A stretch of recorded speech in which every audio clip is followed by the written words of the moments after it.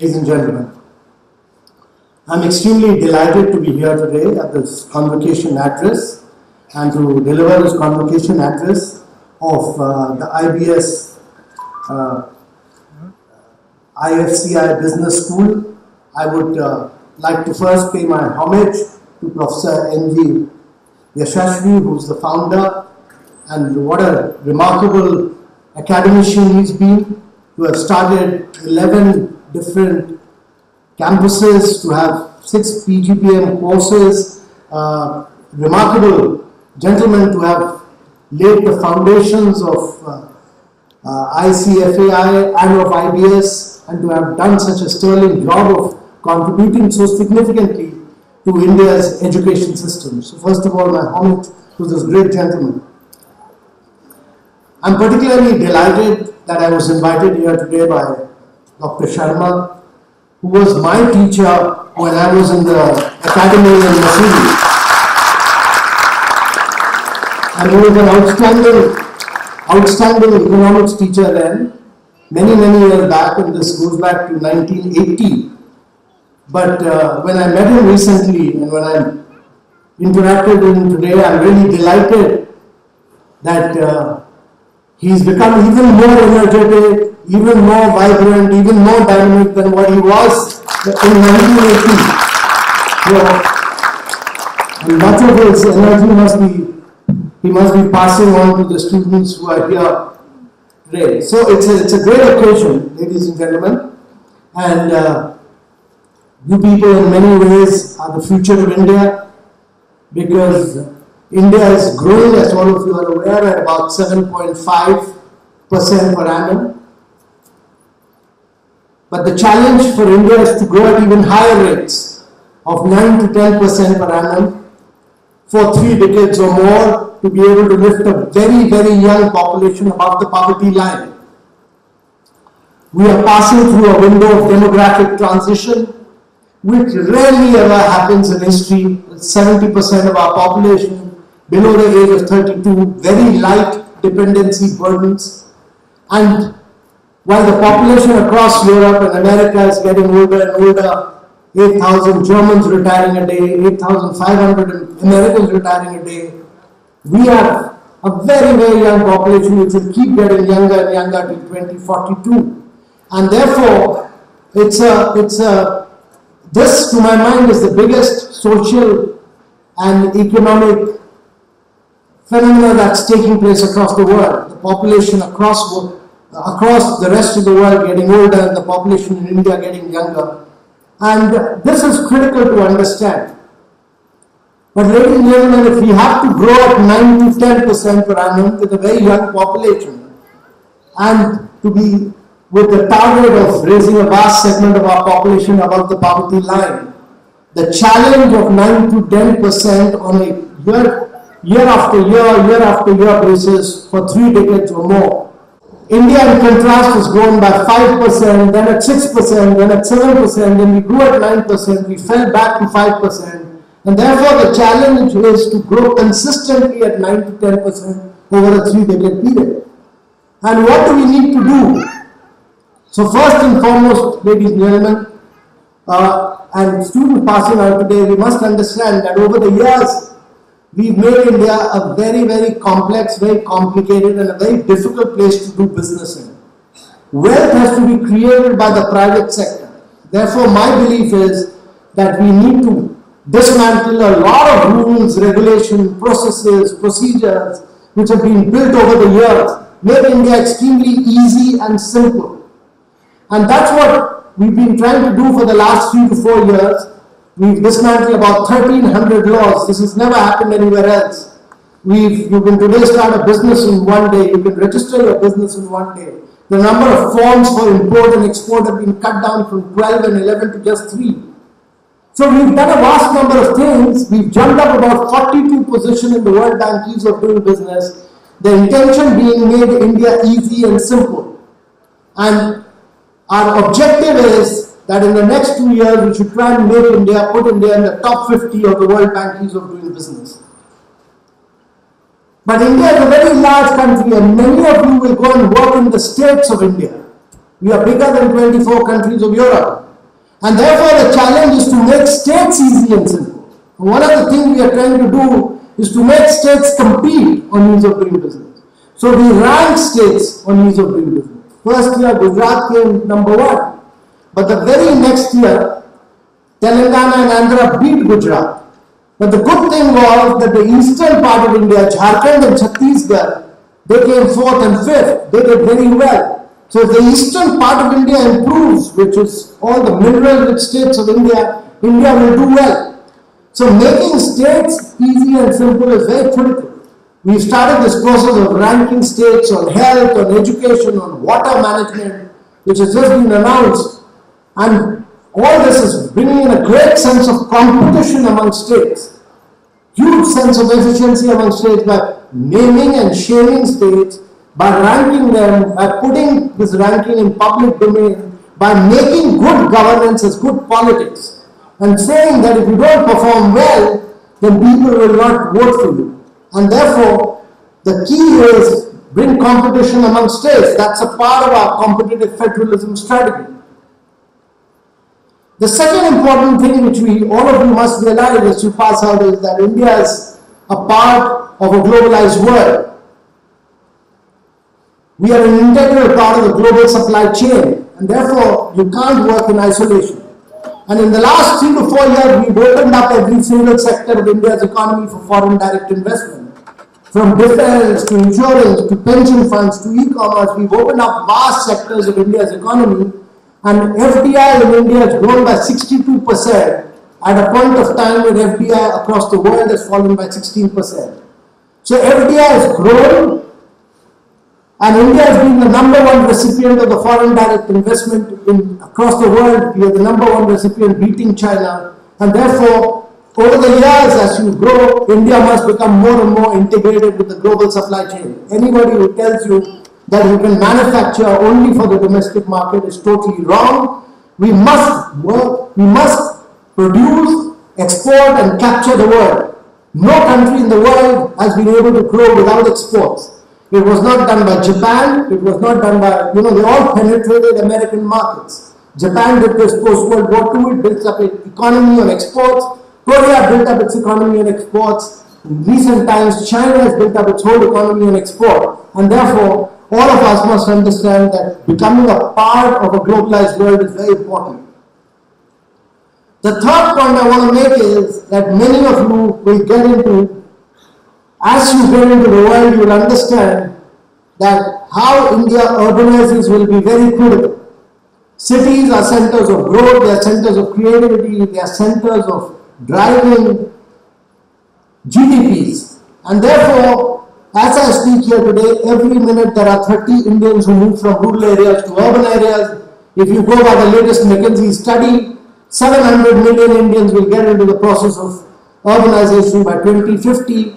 And that means 700 million means that India has to create 2.5 Americas by 2050. When America started its urbanization process, land, gas and water were cheaply available. These are scarce commodities today. And India will have to do a very innovative and sustainable strategy of development. If we follow the American model of urbanization, of sprawling cities made for cars, the world will need 4 planet Earth. But we don't have 4 planet Earth, we have only 1 planet Earth.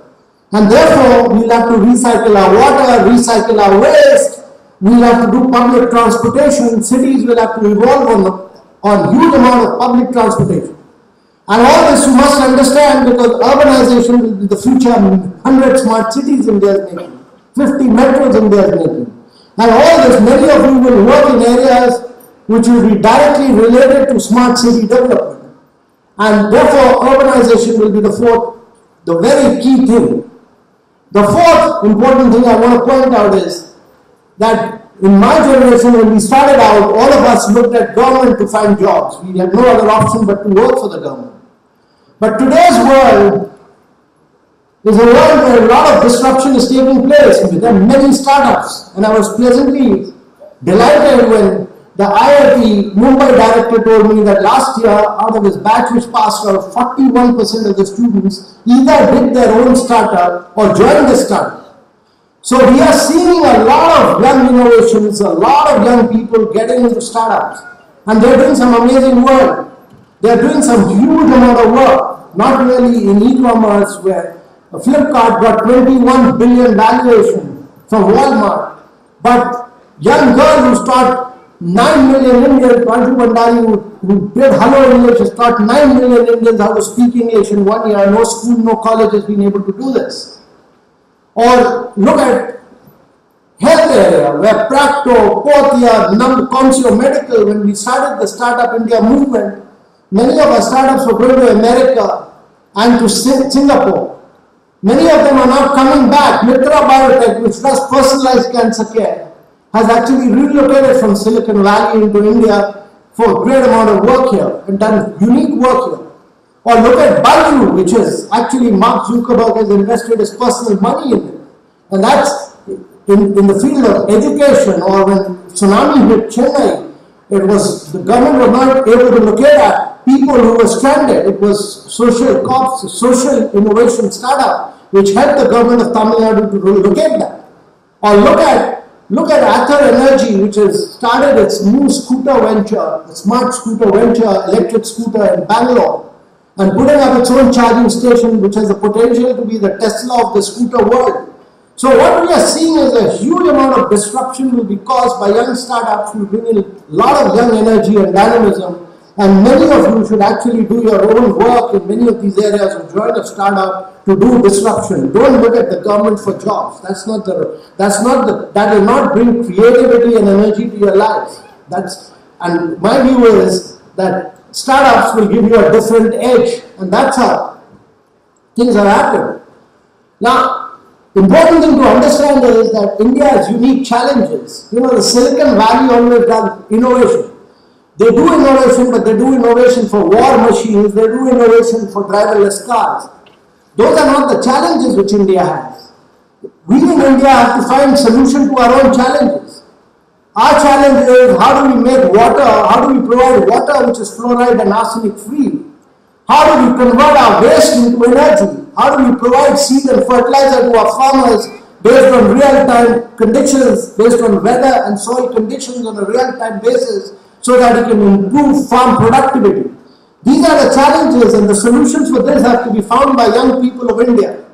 And many startups are doing this. And if we are able to find solutions to these problems, we are not finding solutions for the 1 billion people of India, but for the 7 billion people of the world who will move from poverty to middle class in the next decade. And that's a huge market for which we will be working. So my view is that innovations will be the key, design will be the key, disruption will be the key, and all of you must disrupt the Indian society in many ways. The next point I want to make is that it's important to understand that India is the center of great innovations. We are, in many ways, in the last 5 to 6 years, we've seen over 1,000 international, multinational companies relocating their R&D base to Bangalore, Hyderabad, Gurgaon, Pune, to do innovation for the rest of the world. So India is doing a huge amount of innovation. GE's low-cost ECG machine at $3,500 as compared to $35,000 in USA, which has enabled them to do ECG for $1 as against $35 in USA, was innovated in Bangalore. Or John Deere's 60 HP tractor was innovated here. Or Honeywell's turbocharger was innovated here. A lot of innovation. Philips low-cost sound recording machine was innovated here. Microsoft Bing was innovated here in Hyderabad. A lot of innovation for the rest of the world has happened here.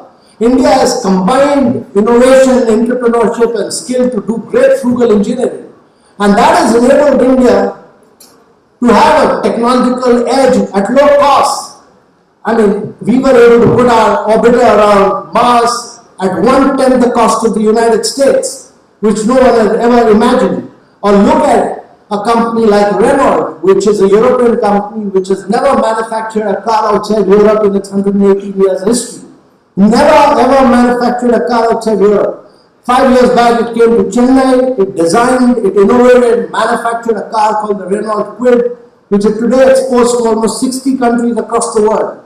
Or Hyundai, which manufactures, came into looking at the domestic market, but today exports almost 50% of its production across the world. So when you manufacture in India, when you innovate in India, when you design in India, you don't look at the domestic market, but you use it as a springboard for exports. So a lot of innovation at low cost will happen for the world. I was in Bangalore about a week back, and I went to the Shell R&D Center, where they've done innovation for the first time of converting all the waste into petrol and diesel. Petrol and diesel. Waste being converted into petrol and diesel and commercializing that. And they're giving out licenses for that now. So what you will see in India is that a huge amount of problems, but a huge number of challenges, but a lot of innovations taking place, which will find answers for the rest of the world. The next point I want to make is that many of you will be using technology to leapfrog, which India has done. We're the only country in the world with 1 billion mobile. We're the only country in the world with 1 billion biometric, and we're the only country in the world with 1 billion bank accounts. And this will enable us to do many unique things. We were 155th in mobile data consumption 3 years back. Today we are the number 1 in the world in mobile data consumption. Our mobile data consumption is more than USA and China put together. You know, the cost of mobile is falling so rapidly that all of us, many of us, use mobile for many of our digital payments. And in the years to come, when we innovated for digital payment, we came out with BMAP, called the Bharat Interface for Money. But soon thereafter, Google came out with Google Tej, and it walked away with 76% of the market. And now you have WhatsApp payment. So what we are seeing in India today is, unlike China, where data is owned by Alibaba and Tencent, and unlike USA, where data is owned by Google and Facebook, Indian data will be owned by public entities like Aadhaar. It will be owned by Unified Payment Interface, UPI. It will be owned by GST. But we will try and put out a lot of data into public domain so that academicians, research, private sector can all innovate on the basis of that or do good research.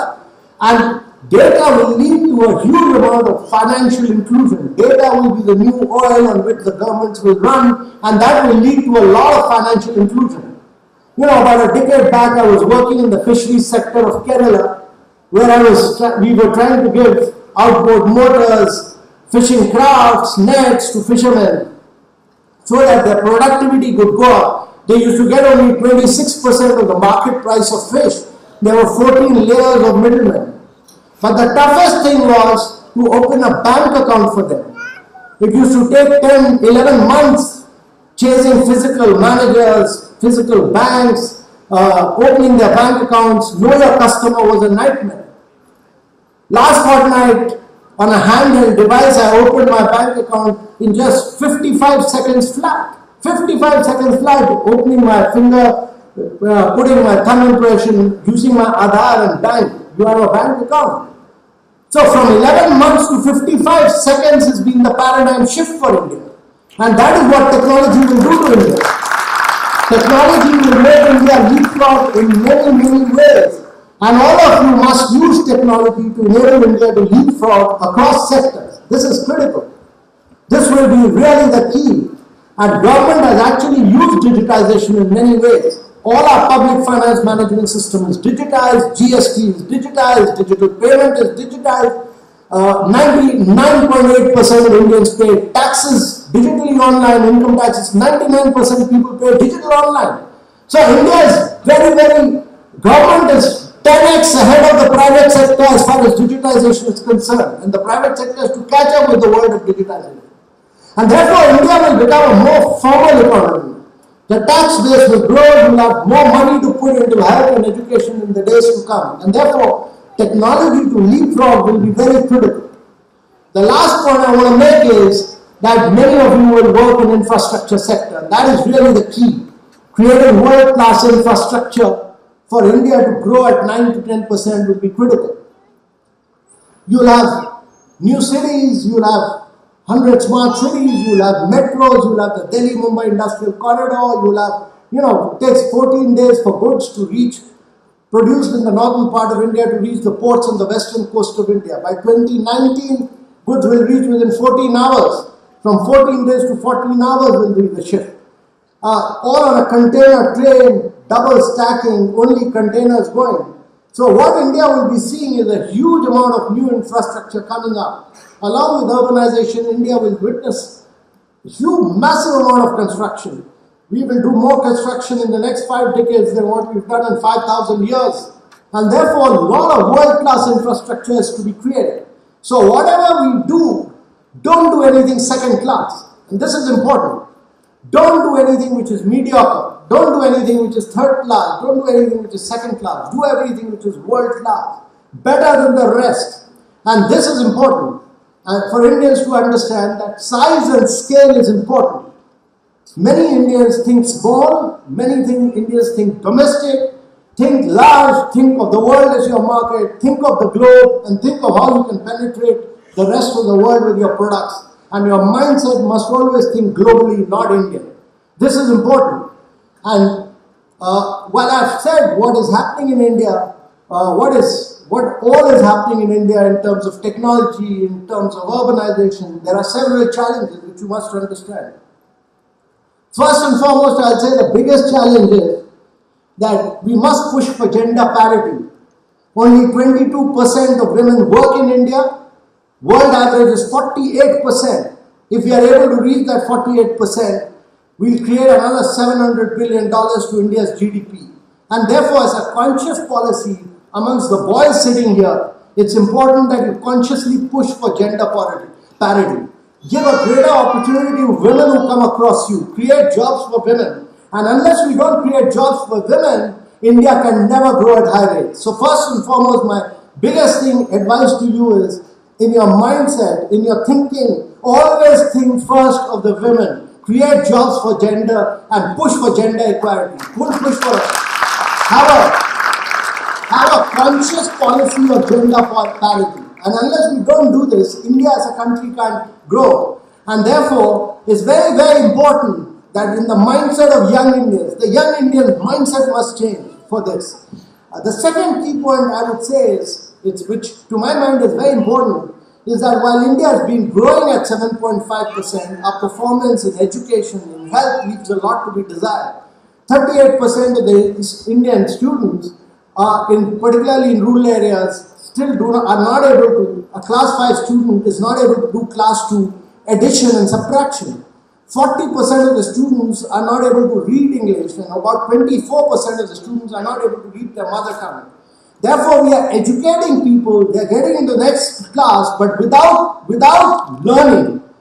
So their learning outcomes are very poor. And similarly, if you look at infant mortality and maternal mortality, and if you look at nutritional standards, 1 in 2 women is anemic, 1 in 3 children is stunted, 1 in 5 student is wasted, and therefore a huge focus has to be laid on education, health and nutrition. This has to be the key. You can't grow India without an inclusive India, and therefore a huge focus has to be laid on this. And we are laying immense emphasis on 115 districts of India which have remained backwards and putting focus on education, health and creating a sense of competition amongst these districts. So an inclusive India, growth with inclusion is the key. You can't have India growing at 9-10% if a substantial percentage of your population remains backward, is not able to read, not able to write, and if maternal mortality and infant mortality are on the rise. So an inclusive India is very important. The third point I want to say is that exports are critical for India. No country in the world has grown without exports. Much like Japan, Korea and China, we need to produce to size and scale and export and penetrate markets. And my view is that unless and until we don't think globally, it will be very difficult to export and export at the right price points. And therefore, all of you must think in terms of global markets and must think in terms of exports.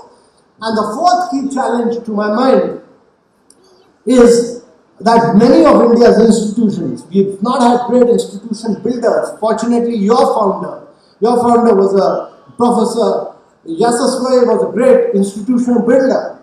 There are very few institutional builders, and therefore many of our institutions are outdated. The Medical Council of India is outdated.